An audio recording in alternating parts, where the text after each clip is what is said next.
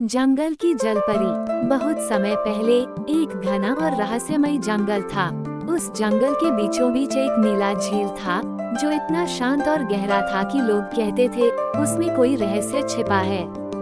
गांव के लोग उस झील के पास जाने से डरते थे क्योंकि उन्होंने सुना था कि वहां जंगल की जलपरी रहती है।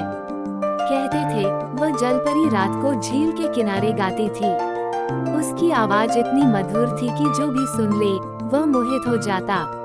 लेकिन गांव वाले मानते थे कि जलपरी मनुष्यों को अपने जादू में फंसाकर झील की गहराई में ले जाती है। गांव में एक बहादुर और जिज्ञासु लड़का रहता था जिसका नाम था वीर।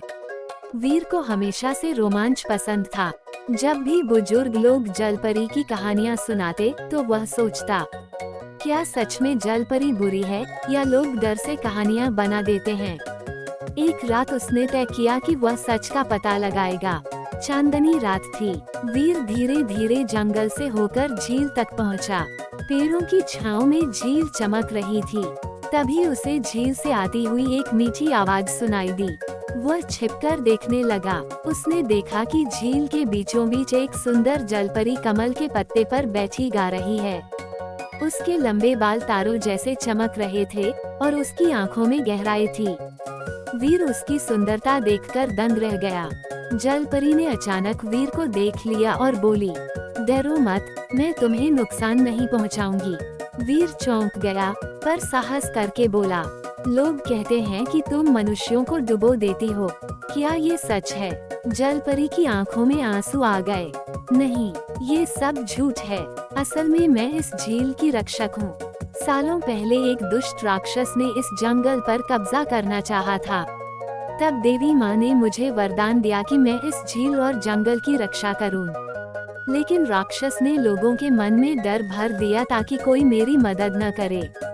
इसी बीच झील की गहराई से एक भयानक आवाज गूंजी, हा हा हा, आज आखिरकार इंसान मेरे जाल में आ ही गया। वह दुष्ट राक्षस बाहर आया।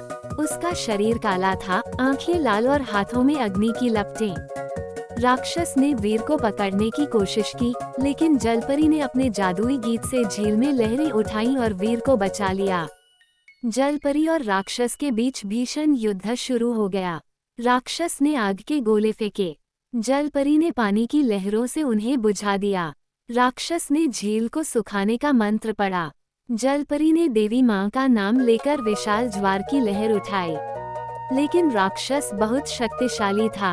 वह बार बार जलपरी को कमजोर करने लगा। वीर ने देखा कि जलपरी अकेले नहीं जीत सकती। उसे बुजुर्गों की कही बात याद आई, सच्चा साहस और विश्वास सबसे बड़ा हथियार है। उसने झील के किनारे रखी देवी माँ की छोटी मूर्ति उठाई और पूरी श्रद्धा से प्रार्थना की। अचानक मूर्ति से दिव्य प्रकाश निकला और वीर के हाथों में एक जादुई त्रिशूल आ गया। वीर ने वह त्रिशूल राक्षस की ओर फेंका। त्रिशूल बिजली बनकर राक्षस के हृदय में लगा। राक्षस चीखते हुए राख में बदल गया और झील की गहराई में डूब गया। पूरा जंगल चमक उठा। पक्षी गाने लगे, पेड़ हरे हो गए और झील पहले से भी ज्यादा पवित्र हो गई।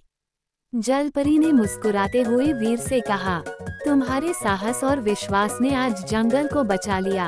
अब ये जगह कभी बुरी शक्तियों से नहीं डरेगी। उसने वीर को आशीर्वाद दिया कि उसके जीवन में हमेशा सुख और सफलता रहे। जलपरी फिर से झील की गहराई में समा गई, लेकिन उसकी मधुर आवाज अब भी रातों को सुनाई देती थी। सीख, डर अक्सर झूठी कहानियों से पैदा होता है। सच्चाई और साहस सबसे बड़ा हथियार है। विश्वास और भलाई से बुरी शक्तियां हारती हैं।